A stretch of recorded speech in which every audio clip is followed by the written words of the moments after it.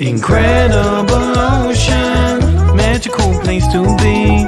So much that we can learn from life in the deep blue sea. Incredible ocean, magical place to be.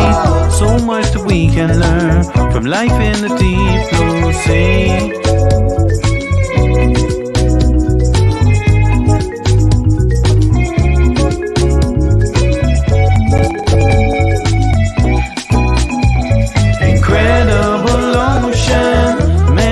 Place to be.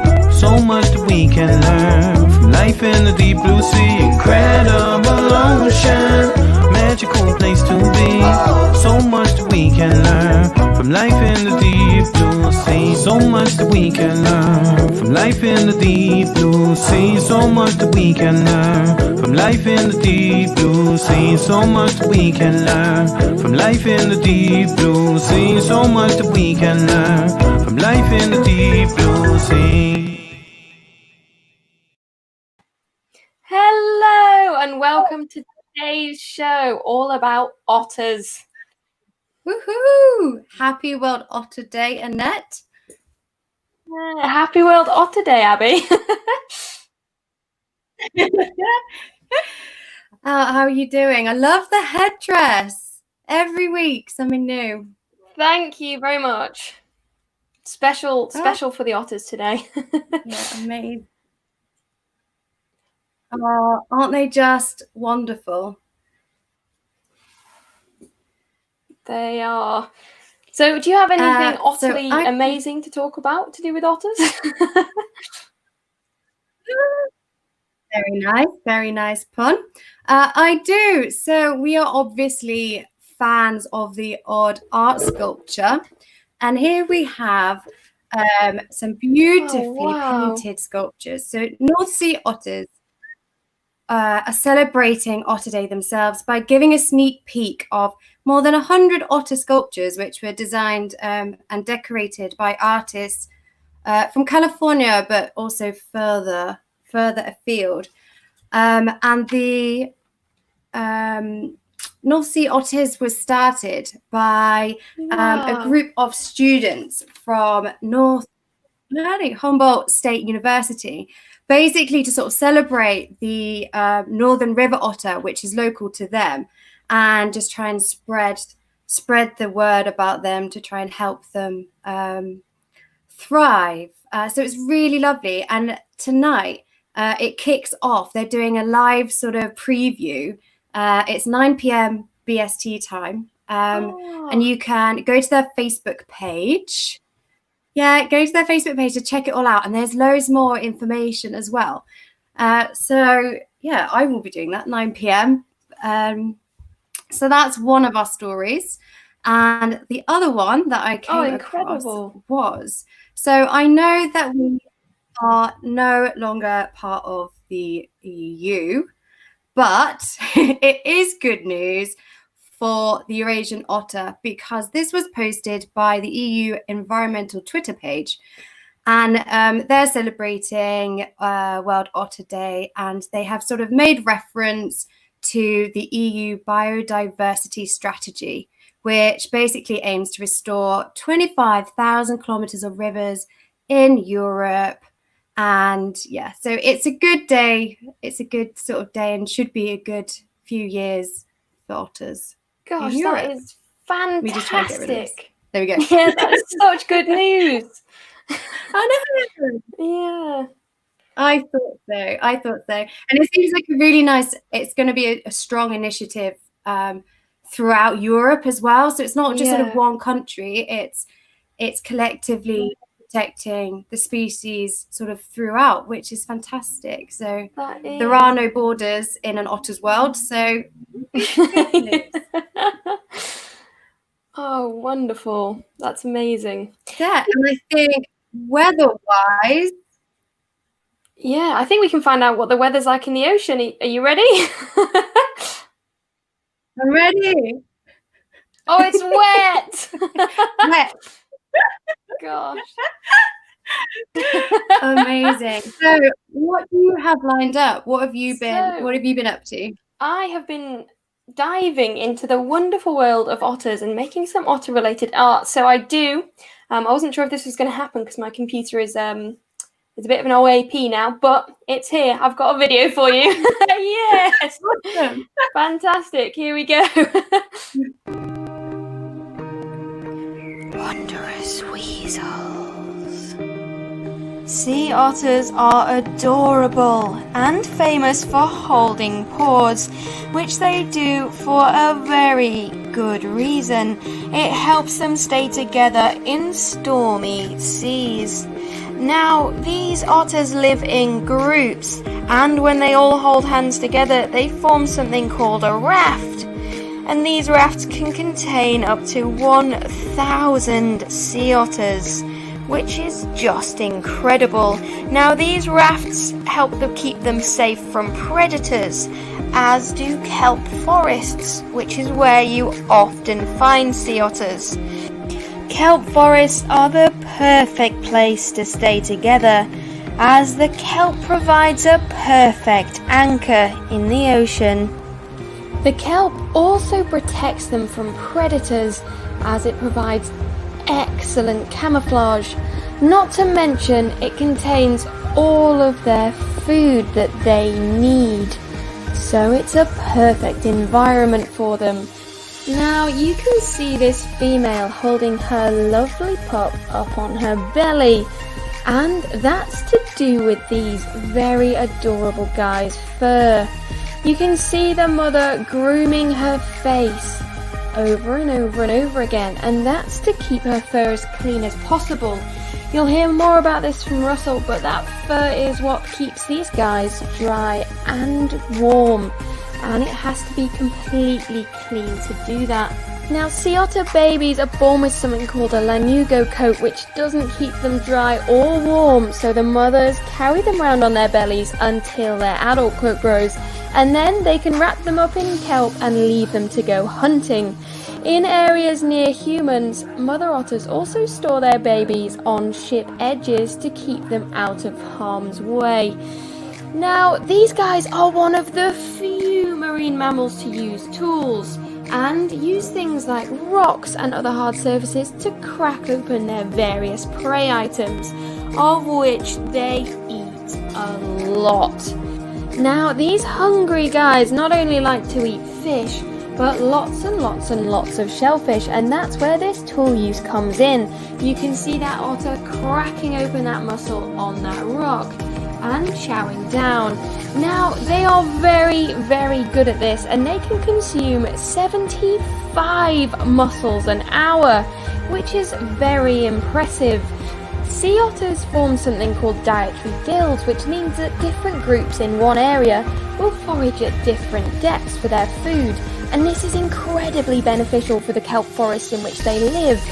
Kelp forests provide a home for thousands of different species, including nurseries for fish, which are absolutely vital, and otters control the numbers of sea urchins, which, left unchecked, would completely devastate new kelp growth and wipe out the kelp forest entirely.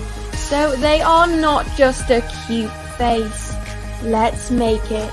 So you want to be very careful with your scissors and cut out your sea otter. I was lucky that some of my recycling had a flap, so I can raise my sea otter up from their kelp bed. Now, I'm also going to have a little baby on my mama otter's tummy, and you can do that too if you like.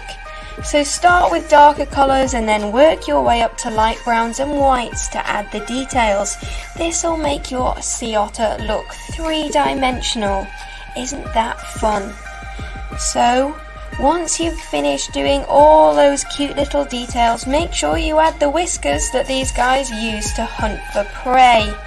And when you're done, it's time to add it into your ocean biome. Perfect. There you go. That was awesome. Oh, thank you. So, hi everyone. I haven't said hi to anyone yet. hello. I've been chilling out backstage and just like watching everything. It's been really nice. I'm just like, yeah, it's so The dreamy. backstage is a nice place. It is. Basically, for people watching, my computer is so rubbish that it can't handle me being in the main studio, so I get to chill out while Abi and Annette frantically press buttons and go, my computer's not working. Yeah, there we go. Also, thank you everyone for all your lovely comments. We really, really appreciate you commenting it. We love it when you do. So we also love it when you subscribe. So please subscribe if you like what we're doing. That's to our YouTube channel, that is. If you just go to YouTube, if you're not already there, and type in Incredible Oceans and subscribe, because the more subscribers we have, it means that we can do more stuff. So subscribe. It's all about subscribing. Just press a little button and it helps us out a lot. Thank you. Wonderful. So I also wanted to add that with the babies, they actually, because Russell, you're going to go into this a lot more, but because of how thick their fur is, that they can't dive until they get their adult coat. So they float. So that's why the mothers have to tie them up with kelp and leave them somewhere, because otherwise they'll just float away. That is good. That is good. Yeah. I mean, well, I have a little bit of a difficulty with otters because they are ridiculously cute, and I kind of hate that about them as well, because everyone's like, otters are holding hands, it's so cute, look at the baby, and I'm like, shut up. Like, I guess I enjoy the weird and wonderful animals a little bit more than otters. So this has been one of my missions. Is like, I don't want to do otters. And I guess seriously, one of the reasons I don't like cute animals is because we have a conservation bias inherent in humans, and so we like giving extra money or to charity if it's a cute fluffy animal that holds hands and has a little baby that sits on its tummy, but that's quite often to the detriment of other species. And so we're in this situation where we kind of created this, I don't know, this hierarchy of animals. We're like, these ones are pretty, so we'll give money to those, but those ones are ugly, so no, they don't get any money. And who are we to decide what dies out and what doesn't, just because it's pretty or not? So when we decided to do this World Otter Day special, I was like, oh, I hate otters. And I wanted to be like, otters rubbish. And I have since found out that actually they're kind of interesting. So what I thought I'd do is instead of just being otters, where I'm like, oh, look how cute they are, I've thought what I look at is the different ways that different marine creatures stay warm and the different methods that they employ in order to do that. So I've got a little video about that, and then I'll waffle some more after that. Wonderful. Let's check it out. We go swimming in the sea. We quickly get cold, even in warm water. This is because we lose heat over 20 times faster in water than we do in air. So if we want to spend more time enjoying the ocean, we need to wear insulated wetsuits or dry suits to stay comfortable. But have you ever wondered how different animals manage to stay warm even in the coldest of water? Many whales, dolphins and porpoises have a thick layer of insulating fat called blubber just under their skin. This group, called cetaceans, not only use blubber to stay warm, but also as a vital energy store, sustaining them at times when there's not much food around.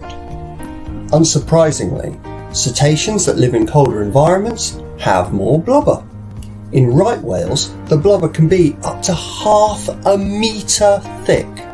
Blubber also provides buoyancy, helping cetaceans stay afloat more easily. In terms of mass, the 150-ton blue whale can be up to 35% blubber, making them officially the world's fattest animal.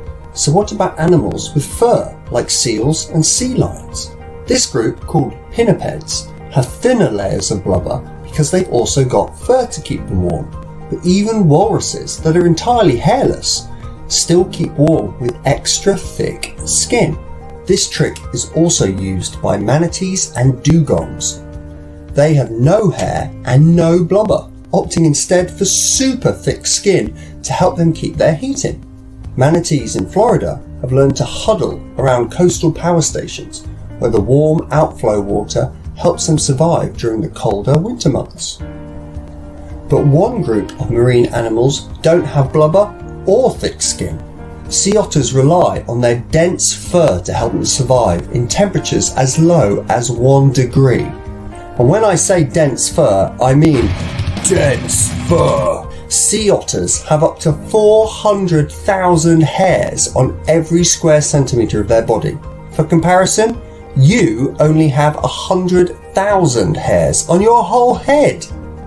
Sea otter fur is made up of 2 layers, a fluffy underlayer and a longer guard layer on the top. This underlayer fur is barbed, helping it to tangle easily, trapping insulating air against the otter's skin. And as the name would suggest, the guard hairs protect the underlayer. Glands in the otter's skin continuously oil the hairs, forming a waterproof barrier around the entire otter.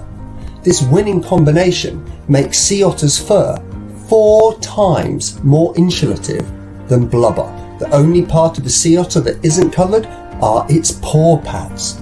So to minimise heat loss through these exposed surfaces, sea otters float on their backs with their feet out of the water. Sea otters also have an incredibly high metabolism, and that keeps them warm from within. But keeping this internal fire burning requires a lot of fuel. Sea otters eat up to 25% of their own body weight every day, much like me during lockdown. Sea otter anatomy also helps them save heat. They have evolved a counter-current heat exchange system inside their extremities. Veins and arteries in their legs are packed really close together. So warmer arterial blood coming from the heart warms the cooler venous blood going back towards the heart. So what about fish? I think you'll find that fish are cold-blooded, so they don't need to stay warm. Tuna fish, great whites and mako sharks all have a similar counter-current heat exchanger as sea otters do, but theirs works in reverse. As the warmer blood in the veins returns to the gills, it flows next to colder arterial blood coming from the gills. This system allows these species to maintain internal temperatures of up to 20 degrees warmer than the surrounding water. As such, these species are capable of extreme bursts of speed, which help them to catch faster swimming prey. The shortfin mako has been clocked at speeds of up to 42 miles per hour. Who'd have thought there were so many cool ways to stay warm in our ocean? So there we go. That's what I did. I was like, if I'm going to do a thing about otters, I'm going to talk about otter blood and sharks and loads of other animals. And just to kind of be like, ha, cute things, I thought I'd put a picture. I thought I'd have a video of a shark eating a seal right at the end as like a ha. Nicely done. That was amazing. And isn't it so cool that each species in sort of individually has their own sort of mechanism for coping with the different temperatures? Yeah, it's a great idea because you've got to have different strategies to kind of occupy different ecological niches. Otherwise, you'd be directly competing with all the animals that also lived in your environment. So it's a really good idea. And when you look at it in terms of energy as well, like energy in versus energy out, you can either eat loads and store it, or you hang about in a cold place the whole time, but then you don't need to store it, but then you need to eat loads to have a high metabolism. So it's I quite enjoyed that aspect of it. So it was interesting. I managed to nerd out. There we go. Yes, even turned otters nerdy. There we go. Did you enjoy looking into them and researching a bit more into them? I did, because I must admit I had dismissed them a little bit as just like cute. Didn't get that impression whatsoever. So I tell you one of the weird things. So I was actually in Monterey Bay last year, and the weird thing is they're just all over the place there around Monterey Bay, and a place where they used to hunt them quite extensively, and I believe that it was like 150,000 to 300,000 were killed during the fur trade, and they're now back up to about 3,500. But the weird thing is, you don't realize how big they are. So they're like a sea otter. Everyone's like, oh, it's like a cute teddy. A fully grown sea otter is bigger than me. It's like they're 2 meters tall. And so you like look at them and you're like, what is that in the water? And it's basically looks like a man in a onesie just floating in the water. And you don't ever realize this when you see you see them on the screen, because you're like, oh, they must be fluffy and cute. And we have river otters here, which are much, much smaller. But like it's like a guy in a onesie hanging out. Like you would not mess with them. There we go. It's I was surprised that even our river otters, they reach like 1.4 meters, and even that I was like, what? But yeah, I absolutely love sort of exploring otters a little bit more. That sort of leads me on to conservation matters. Yes, here we go. You can do your bit. Okay, Abby. So, what are you going to do in Conservation Matters today? I'm going to let you watch the video first, and then we'll talk about it after. Let's do that.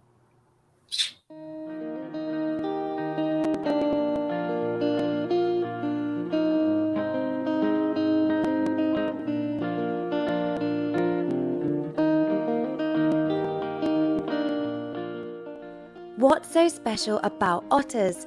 Is it that they're a top predator, or that they're beautifully engineered to be brilliant both above and below the water?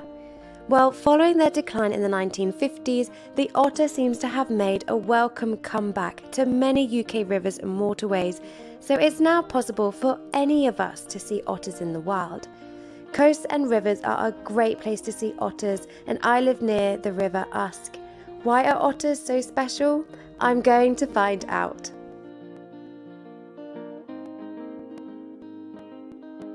Morning, guys. Let me... Hello, that's better. So it's 4:35 here. I have come down to the river where there's been a few sightings of a family of otters. I'm just going to sit really quietly for a bit of time and see what happens. Oh, that's much better. It's a bit brighter, and I have had a cup of coffee. So we are on the lookout for the Eurasian otter. There are 13 species of otter in total, but the Eurasian can be found all throughout Europe, parts of Asia, and even as far as Africa. Otters are shy, so there's a very good chance that any otter on this part of the river already knows I'm here. So my plan is to walk further down the river, set up camp, be quiet, have another cup of coffee, and hopefully we'll see something. In this river you've got wild salmon and trout. And that's, there we go. And fish makes up quite a bit of an otter's diet. Otter tracks are distinguishable by the amount of toes that they have. So they've got 5. So you've got the larger pad here, and you've got 1, 2, 3, 4, 5. There aren't any otters that I can see.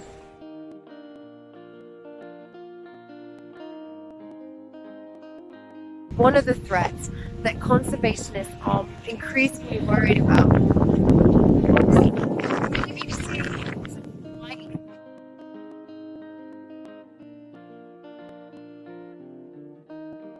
because we know otters spend most of their time in the water.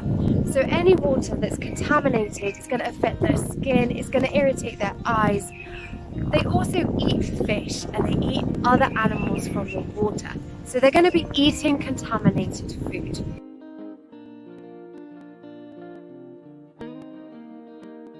So I spoke to Dave Webb from the UK Otter Trust, and he tells me that road traffic accidents are actually one of the biggest killers of our otters. They kill thousands of otters a year. There's a solution though, and they are trying to work with councils to build under road tunnels, which means that wildlife can pass without actually venturing on the roads. I'm going to be writing a letter to my local MP to apply even more pressure for them to think about wildlife and inserting these tunnels in any new developments. And even better, you can actually become a young otter ambassador. The UK Otter Trust are looking for young people to get involved in their projects and become ambassadors.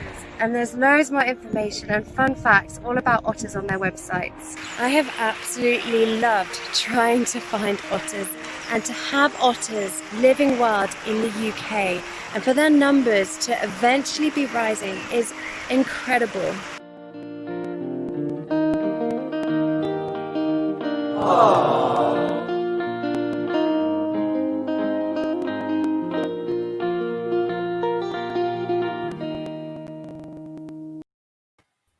That was absolutely wonderful. Oh, I didn't get to see any wild otters. Oh, But it was so special. And do you know what? In the process, I saw so many other species. So there was like kingfishers and woodpeckers. I know, and there was fish, and just so much. It was really great. And learning about the UK wildlife, the UK Otter Trust it was amazing. So I was having this conversation with them, and so many otters are killed and injured by road traffic accidents, and it's like I think it's around about for like I want to say 2,000 a year. It's quite a large number. wow. And it's been really interesting to see during lockdown that actually only 2 in the last month have been recorded. So obviously there might be more than that, but the only ones that have been recorded is only 2. So that in itself is good. But yes, when if say a mother's killed and she's left her pups behind, or any otter that's injured and found, it can take up to a year for them to sort of be medically healed, but then another year sort of trying, especially if they're pups, to train them how to be an otter, basically, and do the job that their mothers would do. And this costs, guess how much this costs a year? How much? £5,000. I know. Gosh. Per pup. So these guys, the UK Otter Trust, do amazing work, and their ambassador scheme, young ambassador scheme, is just so lovely because it really gets sort of the younger generation and kids thinking about otters, and because they have like numbers apparently are increasing, so I kind of feel like the foot's come off the pedal with regards to sort of keeping numbers up. So yeah, it's a great initiative, and it's just a shame that I'm too old. Yeah, I know, they were one of my favourite animals growing up, so I would have loved to have been an ambassador as well. Oh, I know. We have so I obviously wasn't any good at finding otters this time around. All the otters were good at not being found. I think I reckon they knew I was there all along, basically, just having a laugh at me, trying to find them. We have, though, throughout the week, we've been sent some footage from other people that have been lucky enough and have persevered. So let's see some otters.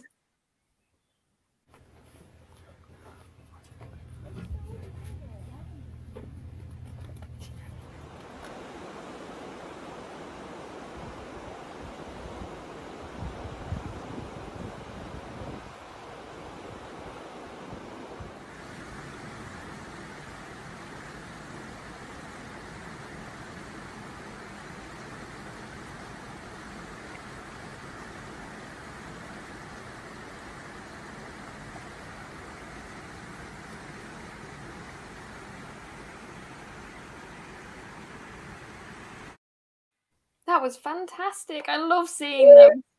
I know. Just the way that they dart around in this. Yeah.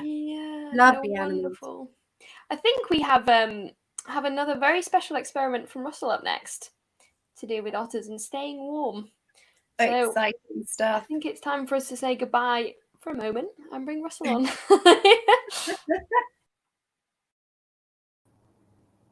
Hi. So I have got a rubbish experiment this week, I'll be honest. I was trying to think of an otter-themed experiment, and aside from gluing 400,000 hairs on every square centimetre of my body, which might have taken a while and been a bit weird, I thought that I would recreate one of the experiments that we did in an earlier episode, but with a slightly different slant. So this is one called Blubber Glove. And so if you go back to, I believe it was episode 1 actually, you will see me getting a COVID kind of blue don't touch me glove and filling it full of margarine, which is basically like fat, like blubber, and putting it in cold water. So I thought I'd have a go, because trying to basically do a scaled down version of that helps me see the difference slightly better. So instead of the blubber glove where you do the whole hand, I'm going to do today the blubber finger. So what I'm going to do, I'm just going to angle my webcam down so you can see. I have there a bowl. Yes, a bowl. You're tuning in live to see a bowl, and I'm going to get down here as well so you can see my face. Yeah, so what I've got a thermos here with some cold water, because I wanted to be professional. And you're like, is this water actually cold, Russell? Is it actually? And if I shake it, hopefully you can hear that there's ice cubes in there. So this is quite cold water, and I got this out first thing. Look, it's quite a cool thermos. Look, it's an octopus on it. There we go. And this water is really, really cold. And if I were to go swimming in that, it would hurt a lot. So what I'm going to try and do now is, the problem with the blubber glove is you put your hand in the cold water and you're like, yeah, the water's cold. And then you put your hand in this weird glove of margarine. And then you're like, oh yeah, now I can't feel it. But I kind of actually wanted to see what the difference was on the same hand. So what I'm going to do, like I said, this is a budget version. And this is a great fun if you want to just get messy at home. So what I'm going to do is I'm going to get a great big dollop of margarine. I'm not going to tell my housemates that I've stolen their margarine and that I've had my fingers in it, because they're going to be like, what are you doing? You're doing a weird science experiment with margarine again. And I'm like, yeah, it's great. So what I'm doing here is I'm sculpting myself a blubber finger. Oh yeah, experiment in progress. Thanks for putting that up, so people don't tune in and aren't like, what the hell is this channel about? Right, there we go. So there is my blubber finger. So this isn't otters, because as we ascertained, otters don't have blubber. So this is for the whales, this is for the seals. So well, hopefully now what I can do, stick both of these fingers from the same hand into the water, and I'll be able to feel the difference that having the blubber makes. So here I go. Ew, exactly. Oh my goodness me! Oh my goodness me! One finger is really, really cold. This one is actually really cold. And this one, I can't even feel that it's in the water. I can't even feel that it's in the water.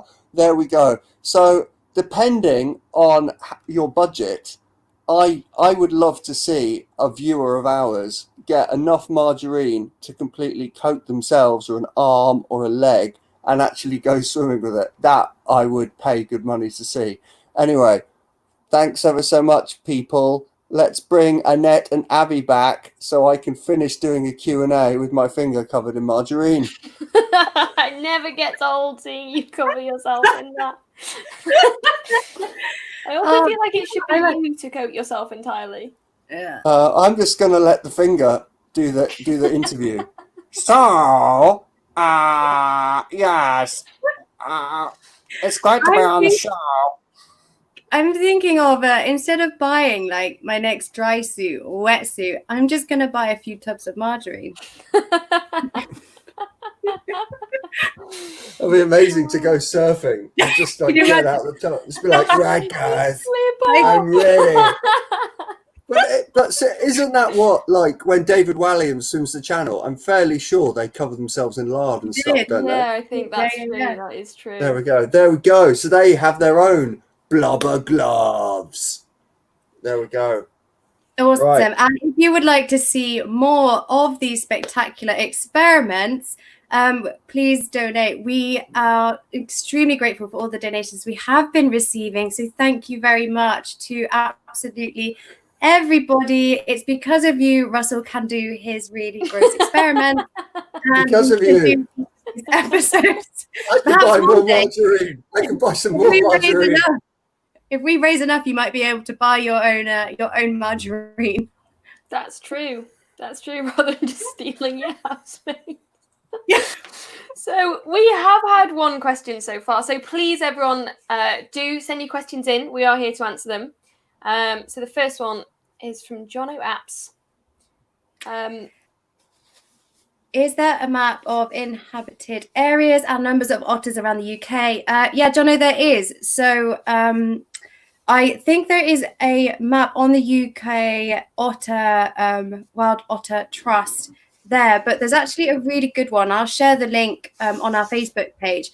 But what it does is it basically puts dots in the areas where all otters have either been spotted. I think there was a recent survey done in 2018. So I think that's the most up-to-date one. And it's amazing, really, because around the UK, they're all they're really dotted around. So there will be, hopefully, otters near you. But yeah, there is, and I'll share that on the Facebook page. Oh, wonderful. There's also this book, which I've gone on about before, Where the Animals Go. I do love this book. And there's a whole otter section in it where it talks about the population of otters. Now, what's really interesting is when you do a study on tracking animals, normally you glue a transponder, a GPS transponder or something like that to them. But you can't do that to an otter because it impairs their ability to swim, and because of their fur, it stops their fur from working. So you can't just stick a collar on them or glue something to their heads or shave a bit of it, because then they're like, they die basically. So it's and ideally, if you're trying to conserve something and trying to figure out how it's working, it's best not to kill it. So what they do is they catch them, and they actually, much like your dog, if you've got it microchipped, they microchip the otters.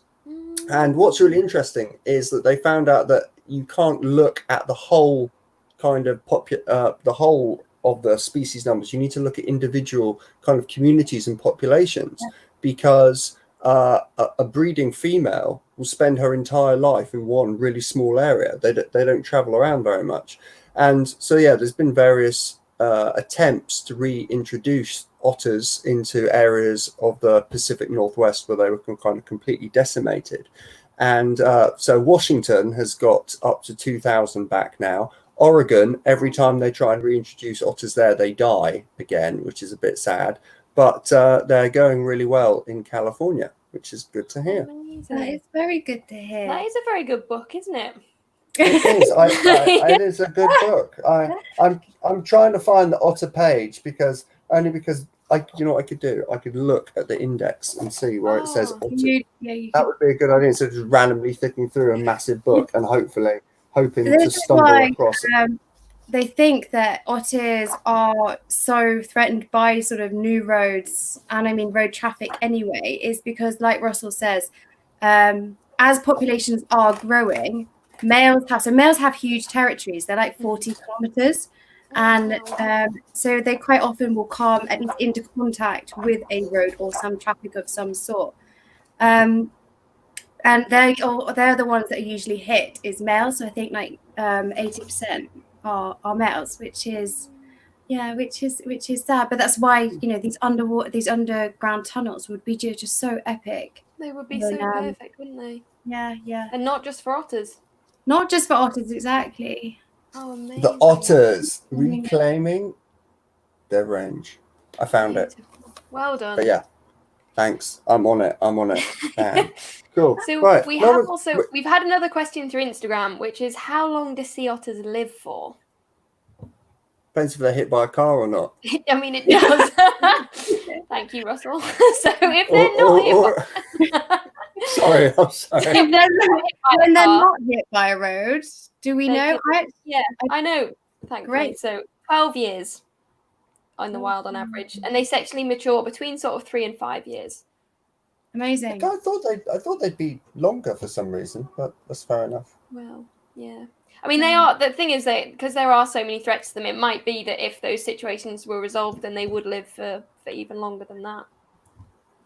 So I guess like one of the things that I was wondering about otters, and I don't know if anyone can help me with this, is that if they were hunted in such high numbers to make clothes and stuff out of, and hats, I'm assuming because of their super dense fur, why have I never seen an otter hair something like jacket or trousers or boots in anywhere, in any museum, in any charity shop, vintage shop, anywhere? So I'd really love it if anyone has seen an otter, something that they can wear. Sorry, I'm going a bit morbid here, but I was just curious. I was like, if they hunted 300,000 otters, then you'd expect there to be a lot of clothing around, especially if they're 2 meters long. I haven't. I mean, I've never looked for it, so it could just be that it's like one of those things that you know, items are kept in the family, or it was maybe something that was popular in a different country, or because it's seriously, you know, frowned upon, and the hunting ended. Yeah. So I've got the giggles about going into charity shops, and being like, "Excuse me, have you got anything made of otter?" So I think, you know, like I think if it's 4 times warmer and more insulating than blubber, then maybe it's just you know, from the UK or other countries, it was used in countries that were much, much colder. So it might be in other countries that you'd find it.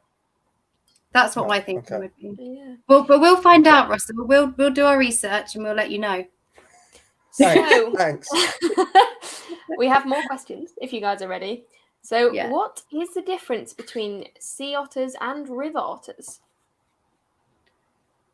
Well, I can start by saying one difference is that sea otters tend to be a bit larger, and they also tend to be a bit they're heavier as well. And I think this is the nature of because what you guys have touched upon already is they have to keep warm. They eat a lot of food. They eat, I think, a bit more food than river otters do. So it comes down to, again, like foraging, so output, input. So they are a lot bigger. Anyone else want to? Yeah, what was it? The very, very dense fur of the sea otter. And they have like a different structure. They have like a different, you can see the difference in their faces. So they're visually different aside from just the size as well. They live in like different areas in the UK, and I think in Europe, is it the Eurasian otter lives in both rivers and coastal areas. But sea otters can spend almost all of their lives in the water. Whereas river otters come out onto land to breed and things like that. So I had another otter thought. And again, you guys might be able to clear up this otter thought. So sea otters use tools, right? And using tools is the mark of intelligence. It's a mark of intelligence. And whenever you get tool use in the animal kingdom, it's a clear marker of like, oh, whoa, this animal is clearly more intelligent than an animal that doesn't eat stuff. And so there's another kind of school of thought that says that humans evolved our much larger brain capacity because we originally lived on the coast, and we would eat a lot of shellfish and seafood. It's got really high omega-3 and omega oils that helped our brain capacity boost as we were evolving. So part of me was like, do sea otters, are they cleverer and use tools because they are sea otters? So if that makes sense. So because they're eating all this extra shellfish, it must make their brains bigger, which means that they are able to use tools. But then I was like, well, hold on, because if they didn't use tools, they wouldn't be able to eat all the shellfish. So I was like, so in that regard, then I was like, so clearly the difference between sea otters and river otters, sea otters are cleverer. Because I don't think river otters use tools, do they?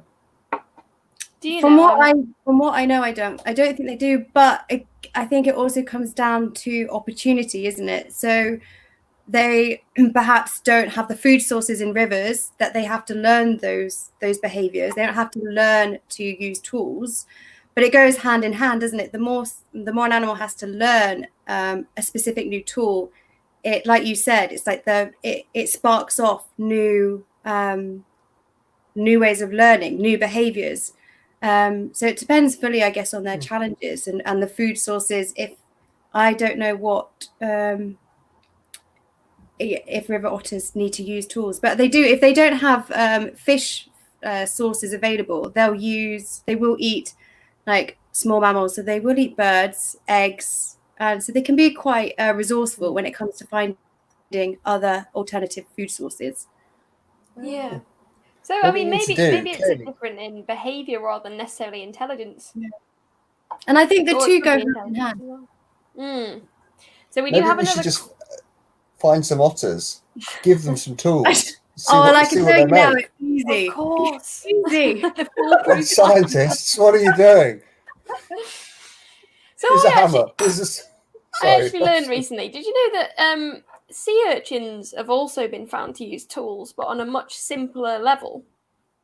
Which is that they pick up bits of shell and use it as like an umbrella to protect themselves from UV rays. They're like, Who That's was cool. that? sea urchins. So there's lots and lots and lots of creatures that I didn't Yeah. realise use tools. So Yeah. there you go.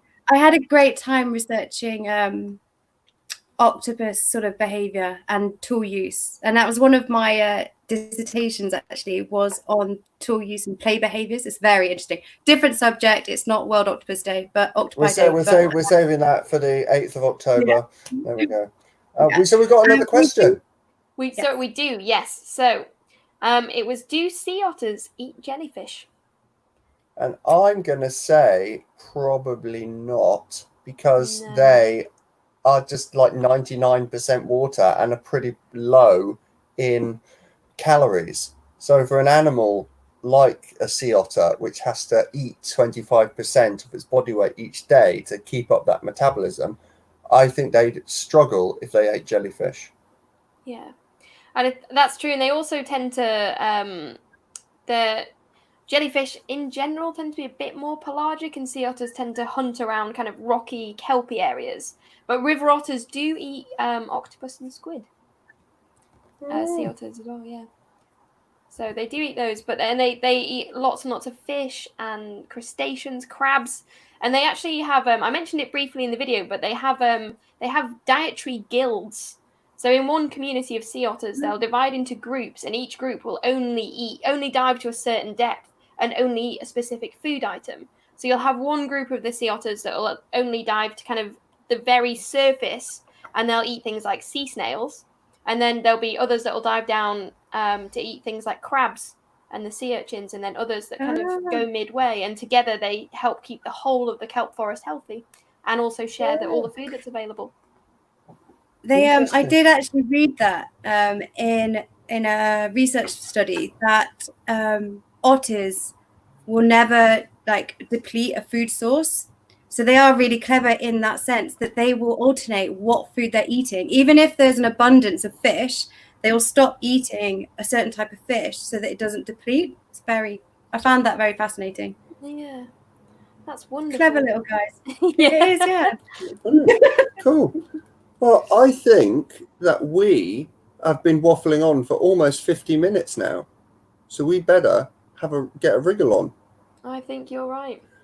So thank you so much, everyone, for watching. We appreciate it so much, and please continue to send in videos, things that you've made, anything like that. We absolutely love it. It makes our week. So tell all your friends about us, subscribe, donate, all these things. And next week we are going to be part of the Bristol and Bath Festival of Nature, which is pretty cool. So unfortunately, the festival, which normally happens in person, isn't happening, so it's going online. So we are doing an Antarctica special next week because it is the 200th anniversary of the discovery of Antarctica. Yeah! Oh, that's so cool. Tune in for cold stuff. Yes, please do. Cool stuff. Cool stuff Cool and stuff. cold stuff. Both, Wow. both. Yes, and thank you Great again, stuff. everyone, for your comments. We love you all. And yeah, Love we'll you see all. you next week. Take care, everyone. Bye. Incredible ocean, magical place to be. So much that we can learn from life in the deep blue sea. Incredible ocean, magical place to be. So much that we can learn from life in the deep blue sea.